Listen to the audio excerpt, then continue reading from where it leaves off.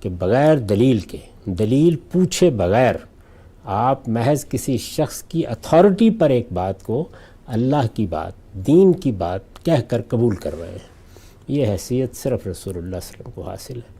یہ تو اللہ اور اللہ کے پیغمبروں کے بعد بعض دوسرے لوگوں کو یہ پیغمبر کا درجہ دینا ہے۔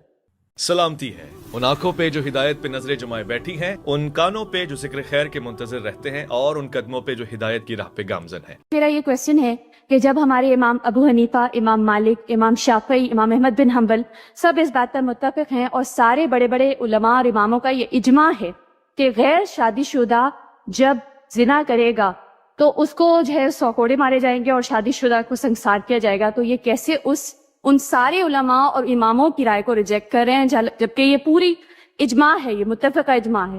ٹھیک، جی خان صاحب، چاروں ائمہ۔ ابھی یہ بات بہت تفصیل کے ساتھ ہوئی ہے کہ اسلامی شریعت اور اسلامی قانون کیا چیز ہے۔ وہ اللہ کے رسول کے حکم کا نام ہے۔ ہمارے ائمہ ہم سب کے لیے قابل احترام ہے، انہوں نے اسلامی قانون کی تعبیر تشریح کی ہے، اس تعبیر اور تشریح میں اگر کوئی غلطی ہوگی تو اسے دور ہونا چاہیے۔ یہ تو اللہ اور اللہ کے پیغمبروں کے بعد بعض دوسرے لوگوں کو یہ پیغمبر کا درجہ دینا ہے۔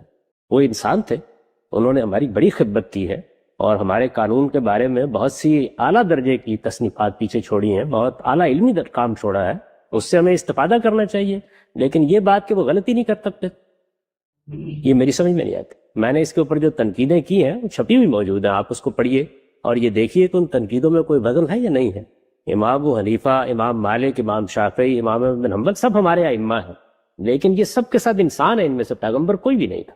اگر کسی معاملے میں یہ اتفاق کر کے بھی ایک انٹرپریشن پیش کرتے ہیں تو ہمیں دیکھنا ہوگا کہ وہ قرآن و سنت کے دلائل پر مبنی ہے یا نہیں ہے، اس میں کوئی غلطی تو نہیں ہو گئی۔ انسانی سطح پر غلطیاں ہو سکتی ہیں، یہی اصل میں وہ رویہ ہے جس رویے نے اس دور میں بھی اسلام کو دنیا کے سامنے پیش کرنے کے راستے میں رکاوٹیں پیدا کرتی ہیں۔ تو جب آپ اصول بیان کرتے ہیں تو آپ کہتے ہیں کہ قرآن کا نام اسلام ہے، محمد رسول اللہ کی بات کا نام اسلام ہے، اس کے بعد یہ آگے کی چیزیں کہاں سے آ جاتی ہیں؟ اس کو ادب کی نگاہ سے دیکھیں گے، اس کا مطالعہ کریں گے، ان کے دلائل کا جائزہ لیں گے، بات معقول ہوگی قبول کریں گے، معقول نہیں ہوگی تو نہیں قبول کریں گے۔ اور یہی ہمارے ایمان کا تقاضا ہے کہ اگر معقول نہ ہو تو اللہ اور اللہ کے پیغمبر کی بات کو مانا جائے گا، کسی کی انٹرپریشن کو یہ حیثیت نہیں دی جا سکتی۔ تو گویا جو ہمارے چاروں ائمہ ہیں ان کی فقہی تعبیر سے اختلاف کیا جا سکتا ہے۔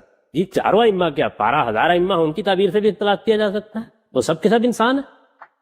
جس کی بات سے اختلاف نہیں کیا جا سکتا وہ اللہ ہے اور اللہ کا پیغمبر ہے۔ خود امام مالک نے یہ بات کہہ دی تھی اسی زمانے میں کہ صرف نبی صلی اللہ علیہ وسلم کی قبر کی طرف اشارہ کرتے ہوئے، صرف یہ وہ ہستی ہے جو اس قبر میں مدفون ہے جس سے اختلاف نہیں ہو سکتا، باقی ہر انسان سے اختلاف کیا جائے گا۔ اور ہمارے یہ ائمہ تو خود یہ کہتے تھے کہ ہماری بات کو قرآن مجید کی روشنی میں دیکھو، سنت کی روشنی میں دیکھو، عقل عام کی روشنی میں دیکھو، اگر قرآن و سنت کے موافق ہو تو قبول کرو، اگر ایسا نہ ہو تو اس کو دیوار پر دے مارو۔ یہ خود امام ابو حنیفہ کا قول۔ یہی ہماری وہ بدقسمتی ہے جو اخلاقی انحطاط اور سیاسی زوال کے زمانے میں ہمارے اندر در آئی ہے کہ ہم اب ان چیزوں کو بھی دین بنا کے بیٹھ گئے۔ یہ انسانی کام۔ میں نے آپ کو اشارہ کیا تھا کہ علامہ اقبال نے جو سوال اٹھایا تو وہ یہی سوال تھا کہ ہم اب ایک مملکت بنانے جا رہے ہیں، اس مملکت میں ہم کو شریعت نافذ کرنی ہے، شریعت کی فقہی تعبیر کے اوپر کوئی 1000 سال گزر چکے ہیں، وہ ایک مخصوص تمدن میں کی گئی تھی، اس کے مخصوص پس منظر اور حالات تھے، اس میں یہ سوالات پیدا ہوتے ہیں، ان پر دوبارہ غور ہونا چاہیے۔ ہم نے ان کی کتاب اٹھا کے ایک طرف رکھی، علامہ اقبال کا دن منانے کا اہتمام کر لیا، اس کام کو کرنے کے لیے تیار نہیں ہے۔ ایک طرف کہتے ہیں اجتہاد کا دروازہ کھولنا چاہیے، کوئی کھولے تو یہ حال ہوتا ہے۔ ٹھیک، اچھا، جو 100 کوڑے فلاں سے اختلاف کیوں کرتے ہو، فلاں سے اختلاف کیوں کرتے ہو؟ اختلاف صرف اللہ اور اللہ کے پیغمبر سے نہیں کیا جا سکتا، باقی ہر شخص سے اختلاف ہوگا اور دلائل کی بنیاد پر کیا جائے گا، اور اگر ان کی بات معقول ہے تو آپ ان کی دلیل پیش کیجئے، ٹھیک، سوسائٹی قبول ٹھیک کریے۔ ہے۔ تو امام ابو حنیفہ نے 100 کوڑوں اور سنساری پر اپنا فیصلہ یہ سنایا کہ یہ ہونا چاہیے۔ یہ بھی افسانہ ہے، میں آپ سے عرض کرتا ہوں اس کی تفصیل بھی سن لیجیے۔ اچھا، یہ بھی افسانہ ہے۔ اس سزا کے معاملے میں اتنے اختلافات ہیں جس کی بات نہیں۔ دیکھیے بات یہ ہے کہ امام ابو حنیفہ شادی شدہ اور غیر شادی شدہ کی بنیاد پر یہ بات نہیں کر رہے، انہوں نے ایک فقہی اطلاع استعمال کی، محسن اور غیر محسن، اور محسن کے لیے 5 شرائط بیان کی۔ اسی طرح بعض دوسرے ائمہ اس معاملے میں مختلف رائے رکھتے ہیں۔ آپ یہ دیکھیں کہ اسحاق بن راہوے اور ابن حزم اور بعض دوسرے علماء جو ہیں وہ سنساری نہیں بلکہ 100 کوڑے مارنے کے بعد سنساری کی سزا کہتے ہیں۔ اس میں بہت سے اختلافات پہلے سے موجود ہیں۔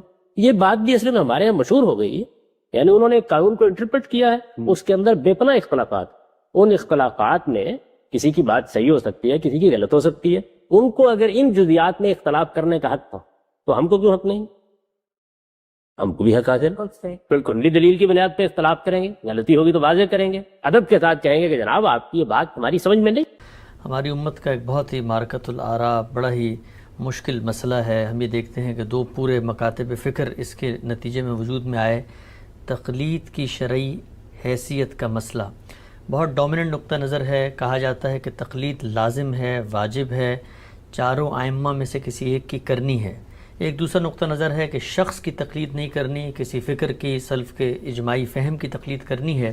سوال میرا آج آپ سے یہ ہے کہ شخص کی تقلید یا امت کے سلف یا اجماعی نقطہ نظر کی تقلید آپ کی نظر میں دین کے اندر کیا کوئی اس کی بنیاد موجود ہے؟ اگر ہے تو کیا ہے؟ اس کے بعد جو کچھ ضمنی اعتراضات کی جاتے ہیں قرآن کی آیتیں حدیثیں رکھ کے آپ کے سامنے پیش کروں گا. میری کتاب میزان کو اگر آپ نے پڑھا ہے تو اس میں بالکل ابتدا میں یہ بتایا گیا ہے کہ یہ جو دین کی ہدایت ہے اس کا ماخذ کیا ہے، کہاں سے ملتی ہے. تو میں نے اس میں یہ لکھا ہے کہ اصلاً تو یہ ہماری فطرت میں بدیت کی گئی، یعنی میرے باطن میں دین کے مبادی کا شعور اللہ تعالی نے رکھا ہے. پھر اس کو آگے میں نے متعین کر کے بتایا ہے کہ وہ دو چیزیں ہیں: اپنے مخلوق ہونے کا احساس جس کا لازمی عقلی تقاضا ایک خالق کے وجود کا شعور ہے، اور دوسرے خیر و شر کا شعور، نیکی اور بدی، بلائی اور برائی کا شعور. یہی دو چیزیں فلسفے کی سطح پر دین کی بنیاد ہیں. ٹھیک، یہ میرے باطن میں ہے. ظاہر ہے کہ باطن میں یہ بالاجمال ہوتی ہیں، ان کی تفصیلات میں ہم غلطی بھی کرتے ہیں، بعض چیزوں کو متعین بھی نہیں کر سکتے، بعض جگہوں پر اپنے ماحول سے متاثر ہو جاتے ہیں، بعض جگہوں پر ہمارے جذبات، تعصبات صحیح فیصلہ نہیں کرنے دیتے. لیکن یہ اصلاً ایک بیج کی طرح ہمارے اندر موجود ہے. اس کے بعد اللہ تعالیٰ نے یہ اہتمام فرمایا ہے، اور اس کو وہ اتمام نعمت کہتے ہیں، یعنی انہوں نے اپنی وہ نعمت جو ہمیں دے کر پیدا کیا اس کو پورا کرنے کے لیے نبیوں کا سلسلہ جاری کیا. سیدنا آدم علیہ السلام سے لے کر نبیوں کا یہ سلسلہ محمد الرسول اللہ صلی اللہ علیہ وسلم تک جاری رہا ہے. آپ پر اس کو ختم کر دیا گیا. چنانچہ اب قیامت تک رسول اللہ صلی اللہ علیہ وسلم ہی دین کا تنہا ماخذ ہے. میں نے اس میں یہی الفاظ لکھے ہیں کہ دین کا تنہا ماخذ اب قیامت تک محمد الرسول اللہ صلی اللہ علیہ وسلم کی ذات والا صفات ہے. اپنے قول، فعل، تقریر، تصویب سے جس چیز کو وہ دین قرار دیں وہی دین ہے. تو اس لیے اگر آپ نے تقلید کا لفظ استعمال کرنا ہے تو وہ تو رسول اللہ کے لیے استعمال ہوگا. اور وہاں تقلید کی بنیاد کیا ہے؟ یعنی جب میں نے علم و عقل کے قطعی دلائل سے یہ سمجھ لیا کہ محمد صلی اللہ علیہ وسلم اللہ کے رسول ہیں، تو اب میرا رویہ سمینا و اطانا کا ہوگا. یعنی وہ گویا اللہ تعالیٰ کی زمین پر نمائندگی کرتے ہیں.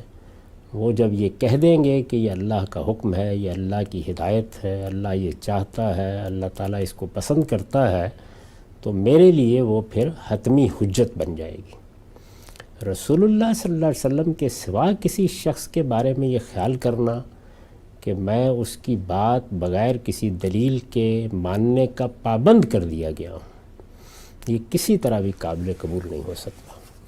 تقلید کو اگر آپ ایک اصطلاح کے طور پر استعمال کر رہے ہیں تو اس کا مطلب یہ ہوتا ہے کہ آپ اس بات کے پابند ہیں کہ بات کرنے والے سے استدلال نہیں پوچھیں گے. جب بات آپ کے سامنے آئے گی تو محض اس شخص کو سامنے دیکھ کر آپ اس بات کو ماننے کے لیے مجبور ہیں. ٹھیک، یہ تو حیثیت اس زمین پر صرف اللہ کے رسول کی ہے، اس کے سوا کسی کی ہو ہی نہیں سکتی. اور میں نے عرض کیا ہے کہ اللہ کے رسول کی اس لیے ہے، یعنی یہ نہیں کہ کسی خاص شخص کو کوئی سرخاب کا پر لگ گیا ہے، اس لیے ہے کہ اللہ نے ان کو یہ منصب دیا ہے، ان کو اللہ کی طرف سے مقرر کیا گیا ہے، اور ہمیں یہ بتایا گیا ہے کہ یہ میری طرف سے مبعوث ہو کر میرے پیغامبر کی حیثیت سے تمہارے پاس آئے ہیں.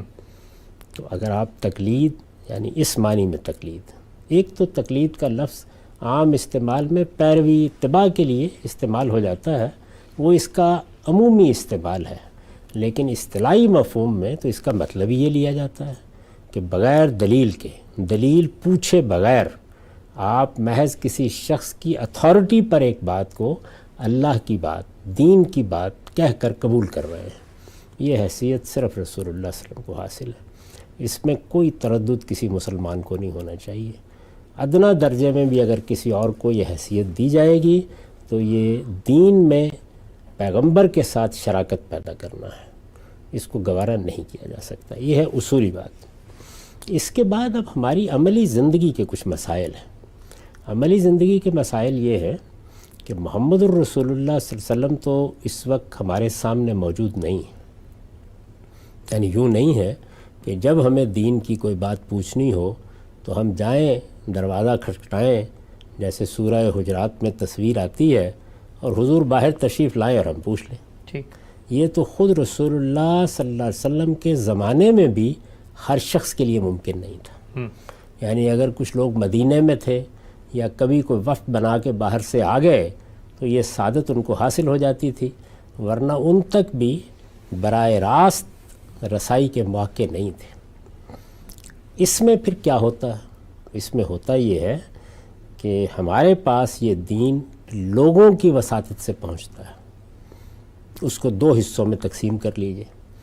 ایک پہنچنے کا وہ عمل ہے جس کو ہم کہتے ہیں کہ یہ نقل الکافہ عن الکافہ کے طریقے پہ پہنچ گیا ہے۔ ٹھیک، یہاں پہنچنے کا عمل ہے، جیسے کہ آپ نے کسی جگہ پر کوئی سامان رکھا، آپ ڈاک سے بھیج رہے ہوتے ہیں نا، بینے ہی آپ کو ڈیلیور ہو گیا، پہنچ گیا۔ تو قرآن مجید اسی طرح پہنچا ہے، سنت اسی طریقے سے پہنچی ہے۔ تو یہاں پر بھی پہنچی کن کے ذریعے سے ہے؟ لوگوں کے ذریعے سے۔ لیکن چونکہ لوگوں کے ایک جم غفیر نے نسلاً بعد نسلاً اتنی بڑی تعداد میں اس کو منتقل کیا ہے کہ ان کے جھوٹ پر جمع ہونے، سازش کرنے کا کوئی امکان نہیں، اور چونکہ اس میں فہم کو دخل نہیں ہے تو اس وجہ سے غلطی کا بھی کوئی امکان نہیں، بیان ہی پہنچا دیا گیا ہے۔ یعنی قرآن مجید کو باللفظ اور سنت کو بالعمل، تو لفظ اور عمل دونوں صورتوں میں یہ پہنچ گیا ہے۔ اس کے بعد ظاہر ہے کہ فہم کا دائرہ شروع ہو جاتا ہے، یعنی اب پہنچ تو گیا لیکن سمجھنا ہے۔ تو سمجھنے کے دائرے میں ہمارے پاس جو کچھ ہے وہ سب معرض بحث میں ہے۔ مثلا رسول اللہ صلی اللہ علیہ وسلم نے کسی بات کو کس طرح سمجھا اور کسی موقع پر کسی شخص کے سوال کے جواب میں بیان کیا یا اپنے طور پر فرمایا، وہ بھی کسی ایک دو چار لوگوں نے پہنچایا ہے۔ ٹھیک، وہ اس درجے پر نہیں پہنچ سکتا جس درجے پر سنت اور قرآن پہنچے ہیں۔ وہاں پر بھی یہ بحث ہوتی ہے، معلوم نہیں اس آدمی نے بات ٹھیک پہنچائی ہے، معلوم نہیں غلط پہنچائی ہے، ہو سکتا ہے سمجھنے میں غلطی لگ گئی ہو۔ مختلف رپورٹنگز کو جب دیکھتے ہیں ان میں تضادات سامنے آ جاتے ہیں، تو وہاں پر بھی تحقیق کی ضرورت ہوتی ہے۔ اب دیکھیے تقلید کے مقابل میں لفظ کیا ہے؟ تحقیق۔ تحقیق کی ضرورت پڑ گئی۔ چنانچہ آپ جانتے ہیں کہ کتنے لوگ تھے صحابہ میں سے، تابعین میں سے، تبع تابعین میں سے، جنہوں نے رسول اللہ کے اس طرح کے توضیحی یا تشریحی ارشادات پہنچائے، لیکن لوگوں نے ان کی تحقیق کی، محض ان کے کہنے پر نہیں قبول کر لیا۔ بات کیا ہے، کیسے ہے؟ تو آپ کے ہاں 2-3 صدیاں لگیں، جس کے بعد ہمارے جلیل القدر ائمہ نے یہ بخاری، مسلم، اس طرح کی کتابیں ترتیب دیں۔ اور جب وہ کتابیں ترتیب دے دیں تو اس وقت بھی دروازہ بند نہیں ہو گیا تحقیق کا، کیونکہ انہوں نے بھی یہ بتا دیا کہ ہم انسان ہیں، ہماری تحقیق میں بھی غلطی ہو سکتی ہے۔ ٹھیک، تو یہاں فہم اور تحقیق زیر بحث ہے، محض انتقال زیر بحث نہیں۔ یہی صورتحال قرآن کی کسی بات کو سمجھنے میں رسول اللہ کی بات پیدا ہوگی۔ یہ تو رسول اللہ نے جو کچھ سمجھا اس کی نقل و روایت کا معاملہ تھا۔ صحابہ نے کوئی بات سمجھی، بعد کے علماء نے کوئی بات سمجھی، آج ہم کسی چیز کو سمجھتے ہیں، تو یہ انسانی فہم ہے۔ انسانی فہم میں جو چیز بھی آئے گی وہ دلیل کی بنیاد پر دیکھی جائے گی، اس کی تحقیق کی جائے گی اور سمجھا جائے گا اس کو۔ تو یہ قرآن کے معاملے میں بھی ہوگا، حدیث کے معاملے میں بھی ہوگا، سنت کے معاملے میں بھی ہوگا، ہر چیز میں ہوگا۔ اس میں جو ایک عملی مشکل پیش آتی ہے وہ مشکل یہ پیش آتی ہے کہ تحقیق کا عمل ہر شخص کر نہیں سکتا، دنیا کے کسی علم میں بھی نہیں کر سکتا۔ ٹھیک، یعنی اس وقت جو سائنس کے علوم ہیں، طب کے علوم ہیں، ہماری روزمرہ زندگی کے کاروباری علوم ہیں، سیاسی علوم ہیں، ان سب میں کچھ لوگ اسپیشلائزیشن کا طریقہ اختیار کرتے ہیں اور وہ تحقیق کرتے ہیں۔ تحقیق کا موضوع ہی در حقیقت گویا اپنے آپ کو اس کے لیے خاص کیے بغیر واضح نہیں ہوتا۔ تو اس کا لازمی عقلی نتیجہ یہ ہے کہ انسانوں کی ایک بہت بڑی تعداد بہت سے علوم کے حقائق کو جو ان کی زندگی سے متعلق ہوتے ہیں، مثلا سب سے بڑھ کر طب متعلق ہوتی ہے، بیمار ہو جاتے ہیں نا ہم، تو ان میں ماہرین پر اعتماد کرنے پہ مجبور ہوتے ہیں۔ میرے نزدیک اس کو تقلید کی بجائے ماہرین پر اعتماد سے تعبیر کرنا چاہیے۔ ماہرین پر اعتماد عام آدمی ہر علم میں کرتا ہے، اور یہ اعتماد پیدا کیسے ہوتا ہے؟ شہرت سے بھی ہوتا ہے، تجربے سے بھی ہوتا ہے، دونوں چیزوں سے ہوتا ہے۔ یعنی بہت سے لوگ اعتماد کر رہے ہیں، ہم بھی کر لیتے ہیں، ایک نے بتایا، دوسرے نے بتایا، تیسرے نے بتایا۔ اسی طریقے سے ہمیں کسی سے کوئی تجربہ پیش آتا ہے، کوئی چیز سمجھنے کے لیے گئے، جاننے کے لیے گئے، تو ایک اعتماد پیدا ہو جاتا ہے۔ یہ جو اعتماد ہے یہ کوئی بری چیز نہیں، یہ بالکل فطرت کا تقاضا ہے۔ ساری دنیا میں ایسے ہی چیزوں کو سمجھا جاتا ہے، ہم اہل علم پر اعتماد کر کے ہی ان کی آراء پر عمل بھی کرتے ہیں، اس میں کوئی شراکت پیدا نہیں ہوتی۔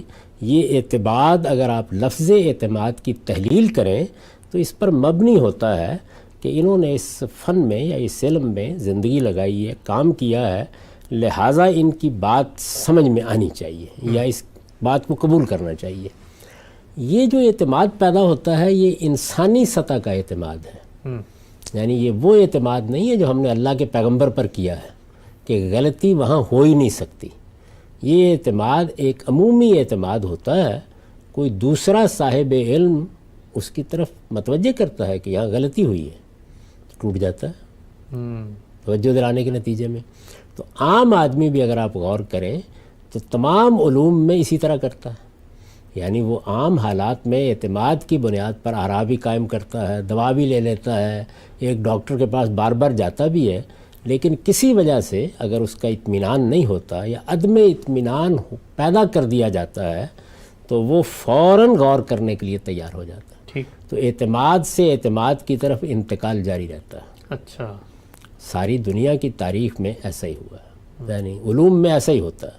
ہم اپنے ایک استاد سے سائنس پڑھ رہے تھے اور اسکول میں تھے، بہت زیادہ مطالعہ بھی نہیں تھا، تو ہی سمجھ رہے تھے کہ یہ ٹھیک سائنس پڑھا رہے ہیں۔ ایک دوسرے ہیڈ ماسٹر صاحب نے کسی موقع کے اوپر ان کا لیکچر سنا اور اس کے بعد انہوں نے کہا کہ یہ تو انٹ سنٹ معلوم نہیں کیا پڑھا دیتے ہیں، تو ظاہر ہے کہ بچوں کا اعتماد بھی مجروح ہو گیا۔ تو اس کے بعد آپ یہ سوچتے ہیں کہ اچھا کسی بہتر استاد کے پاس جاتے ہیں۔ تو اعتماد سے اعتماد تک کا یہ انتقال جاری رہتا ہے۔ عام آدمی کے لیے صحیح رویہ یہ ہے، اور یہی رویہ صحابہ کرام کا تھا، یہی رویہ تابعین کا تھا۔ کبھی کسی کو یہ خیال نہیں ہوا کہ کسی ایک شخص کے ساتھ باندھ دینا یہ دین کا تقاضا ہے۔ تو میرے نزدیک اسی رویے اور اسی روش کو جاری رہنا چاہیے کہ آپ اپنی زندگی میں محقق بن کے نہیں بیٹھ سکتے، عام آدمی کا یہ کام بھی نہیں ہے۔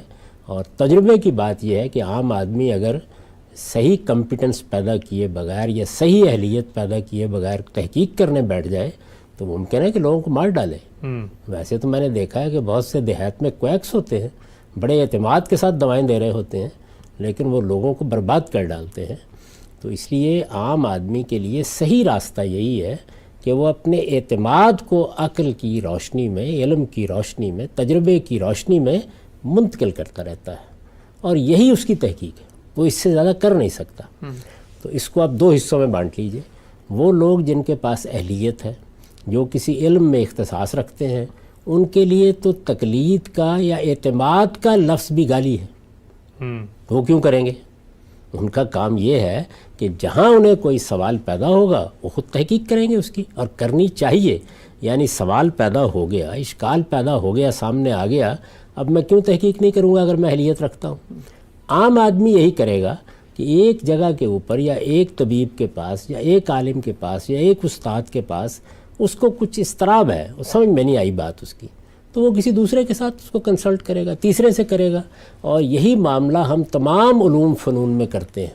یہ اتنی بڑی وبا دنیا میں پھیلی ہے، اس میں ماہرین اپنی تحقیقات کے نتائج بیان کر رہے تھے.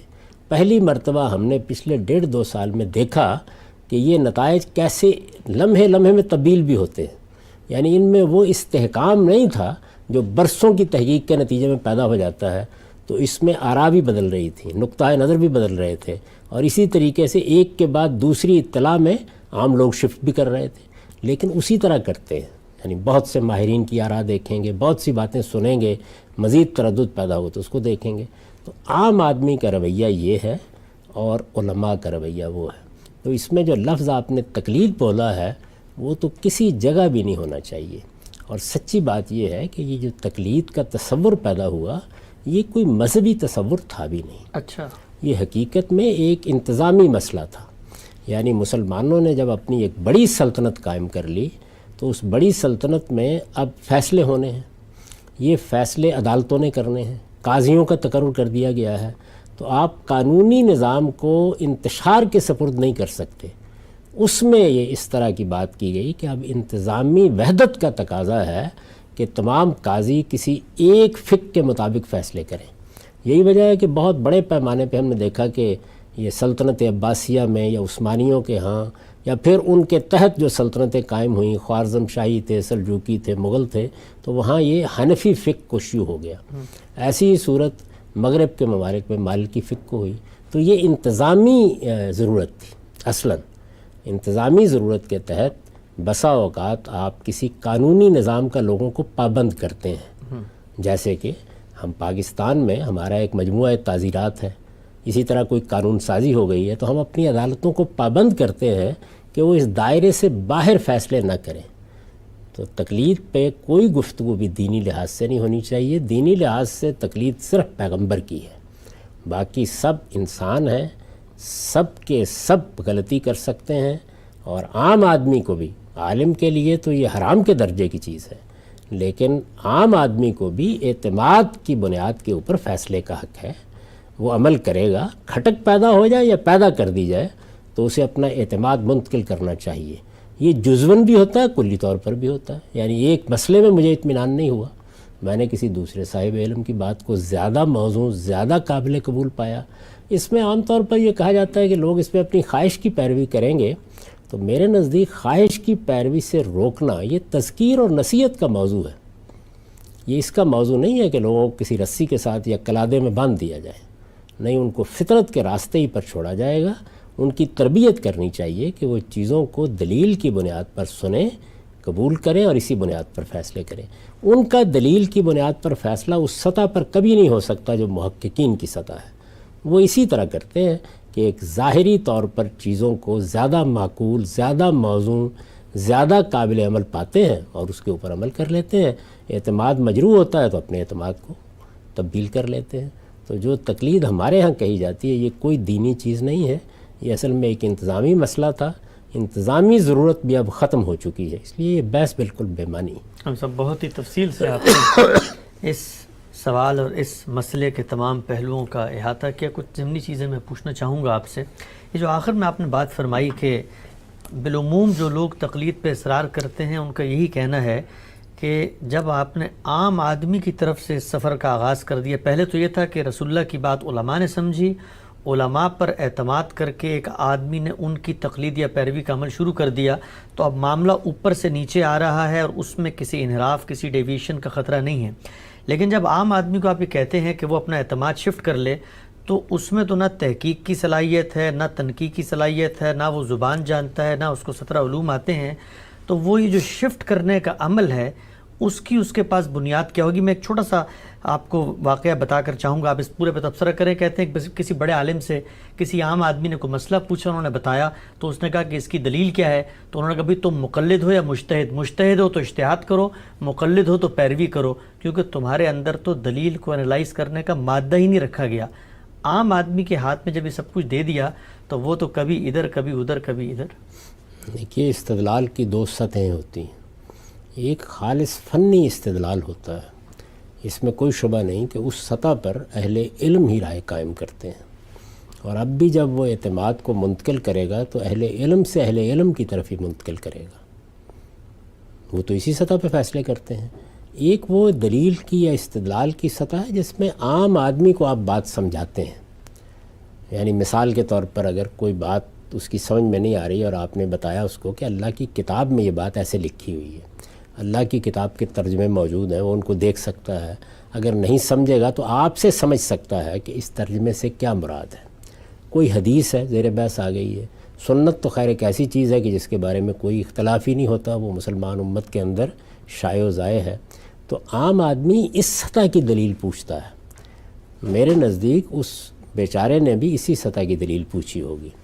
اس کا جواب یہ نہیں تھا، اس کا جواب یہ تھا کہ اس میں استدلال کے وہ پہلو جو علمی اور فنی ہیں اس کو تو کوئی صاحب علمی سمجھے گا، لیکن میں یہ بات کس بنیاد پر کہہ رہا ہوں یہ میں تمہیں تمہاری سطح پہ آ کے سمجھا دیتا ہوں۔ سبحان اللہ۔ یہ کرنا چاہیے، ہر صاحب علم کو کرنا چاہیے، اس سے لوگوں میں علم کا شوق پیدا ہوگا، وہ خود چیزوں کو سیکھیں گے، ان کے اندر بھی اعتماد پیدا ہوگا، دین سے ان کی دلچسپی پیدا ہوگی، وہ اپنے اشکالات کو سامنے رکھیں گے، اور کوئی صاحب علم اس کو دلیل سے دور کرے گا تو ان میں دلیل کو اپریشیٹ کرنے کی صلاحیت پیدا ہوگی، وہ چیزوں میں نقد کرنا سیکھیں گے۔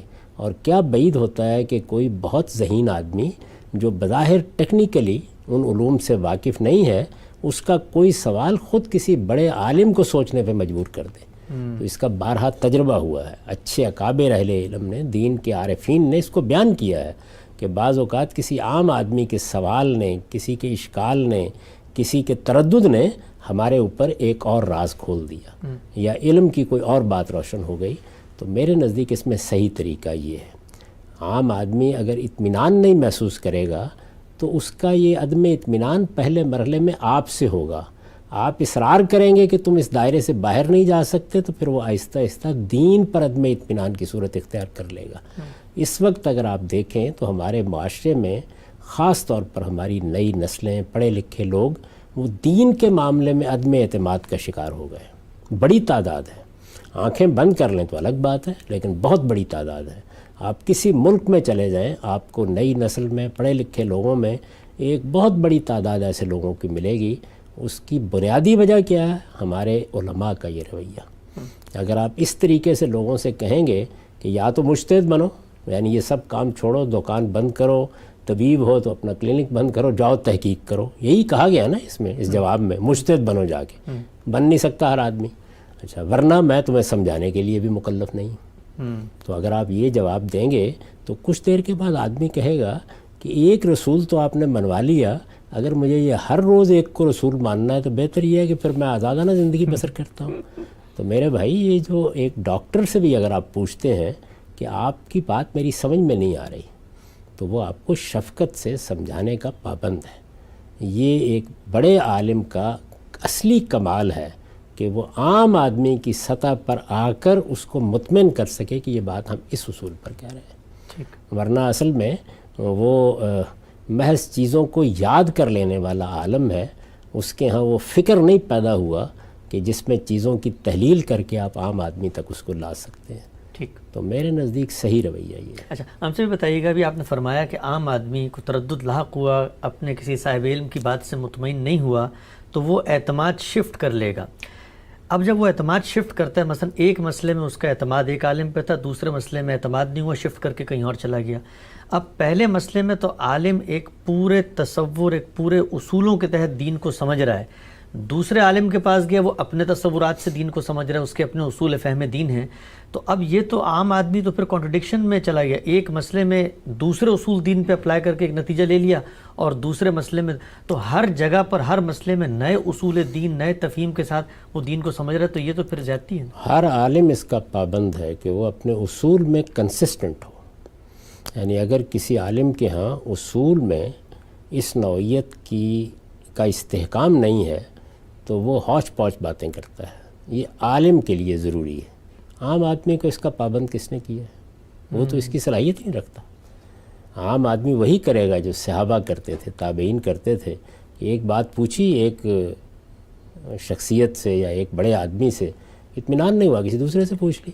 تو وہ سب دین کے دائرے ہی میں ہوتے ہیں. کیا آپ یہ کہنا چاہیں گے کہ ابو حنیفہ، شافعی، مالک یہ کسی گمراہی کی تعلیم دے رہے ہیں؟ غلطی ہو سکتی ہے، کوئی فرق نہیں پڑتا. عام آدمی اس سے زیادہ کا مکلف ہی نہیں ہے.